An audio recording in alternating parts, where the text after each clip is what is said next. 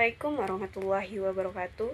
Perkenalkan, saya Salsabila Febrianti dari jurusan Sistem Informasi dengan NIM 23121015. Di sini saya akan menjelaskan materi mengenai masa kelahiran Nabi Muhammad SAW hingga menikah. Poin A, kelahiran Nabi Muhammad SAW. Yang pertama, kelahiran Nabi Muhammad 9 Rabiul Awal 20 atau 22 April 571 Masehi. Selanjutnya yaitu yang kedua, diasuh Halimah sampai umur 4 atau 5 tahun. Nabi Muhammad dititipkan kepada seorang wanita bernama Halimah dari Bani Sa'ad. Keberadaan Nabi Muhammad di keluarga Halimah membawa keberkahan. Nabi Muhammad dirawat Halimah sampai umur 4 atau 5 tahun, hingga terjadi peristiwa dibelahnya dada Rasulullah oleh malaikat Jibril, kemudian hatinya dicuci dengan air Zam-Zam. Selanjutnya yang ketiga, diasuh kembali oleh ibunya sampai umur 6 tahun. Setelah terjadi peristiwa pembelian dada oleh malaikat Jibril, maka Halimah khawatir kemudian mengembalikan Nabi Muhammad pada ibunya. Nabi Muhammad pun diasuh ibunya sampai sekitar 6 tahun. Ibunya meninggal di daerah Abwa antara Madinah dan Mekah ketika perjalanan balik dari menziarahi kubur suaminya di Madinah. Selanjutnya, diasuh kakeknya sampai umur 8 tahun, kemudian pamannya. Setelah Fatimah meninggal, Nabi Muhammad diasuh oleh kakeknya Abdul Muthalib. Abdul Muthalib wafat saat Nabi Muhammad menginjak usia sekitar 8 tahun. Kemudian beliau diasuh oleh pamannya Abu Thalib. Abu Thalib mengasuh dan melindungi beliau dengan baik. Bahkan sampai dewasa, hampir sekitar 40 tahun terus melindungi beliau. Selanjutnya yang B, masa remaja Nabi Muhammad SAW. Yang pertama, diajak ke Syam pada umur 12 tahun.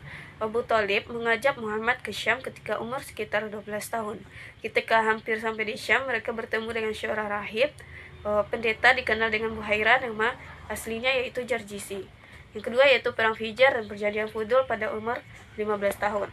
Ketika umur Nabi Muhammad kisaran 15 tahun, terjadi perang Fijar, perang antara Quraisy bersama Kinanah melawan Aus Island. Disebut perang Fijar karena melanggar kehormatan daerah haram atau Mekah, dan terjadi di bulan-bulan haram juga. Di pagi hari kemenangan ada di pihak Bani Aus, tapi menginjak siang hari keadaan berbalik. Kemudian di pihak Kinanah, di antara rentetan perang Fijar ini kemudian terjadi perjanjian Fudul. Yang ketiga, dada Nabi Muhammad SAW dibelah. Anas bin Malik R.A. meriwayatkan bahwa suatu hari ketika Muhammad SAW sedang bermain bersama anak-anak lain di dekat rumah Halimah, malaikat Jibril muncul dan membarikan Muhammad SAW.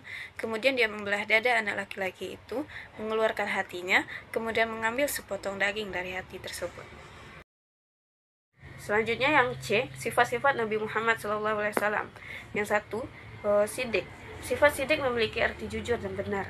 Jujur dan benar di sini dapat diartikan bahwa segala perilaku dan perbuatan Nabi berlandaskan kejujuran dan kebenaran. Yang kedua yaitu amanah. Amanah memiliki arti dapat dipercaya. Memiliki seorang Nabi dan Rasul yang merupakan utusan dari Allah Subhanahu wa Ta'ala, Nabi Muhammad haruslah menjalankan apa yang telah diperintahkan oleh Allah Subhanahu wa Ta'ala mengenai penyebaran agama Islam dan penyebaran kebaikan di dunia dengan sebaik-baiknya tanpa ada satupun yang dilewatkan. Ketiga yaitu fatonah. Fatonah memiliki arti cerdas. Nabi Muhammad harus senantiasa memikirkan berbagai macam strategi ataupun memecahkan berbagai macam persoalan yang nantinya akan berdampak pada keberlangsungan agama Islam di muka bumi. Yang keempat yaitu tablik. Tablik memiliki arti menyampaikan, sebagaimana seorang nabi yang menyebarkan agama Islam untuk melawan kejahiliahan. Selanjutnya yang D, Nabi Muhammad SAW berdagang. Perjalanan dagang ke Syria untuk Khadijah. Reputasi Nabi Muhammad SAW mengunggah Khadijah binti Khuwailid untuk mempercayakan barang dagangannya untuk dijual ke Syria. Sebagai pedagang perempuan yang kaya dari keluarga terhormat suku Quraisy, dia menyewa laki-laki untuk menjalankan bisnis atas namanya.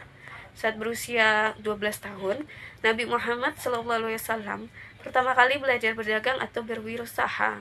Ia diajak pamannya Abu Thalib untuk ikut dalam rombongan dagang ke Syam, saat ini Suriah.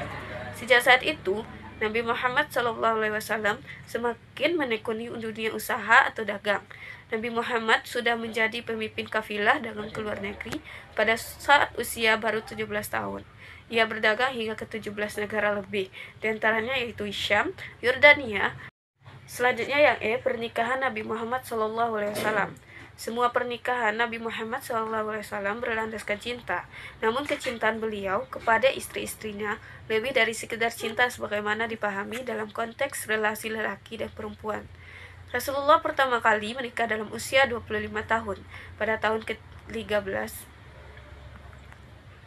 Pada tahun ke-15 sebelum kenabian, Khadijah binti Khuwailid merupakan istri pertama beliau.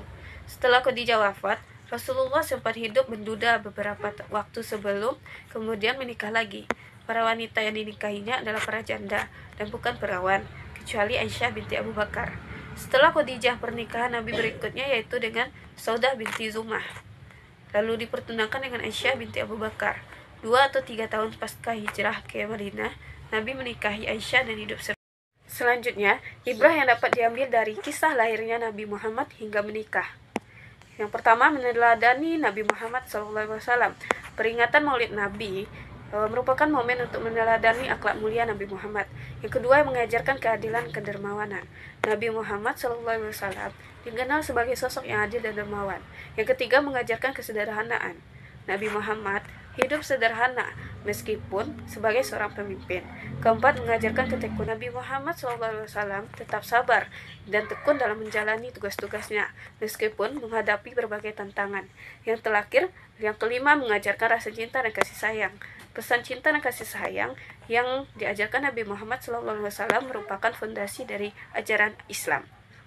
Sekian dari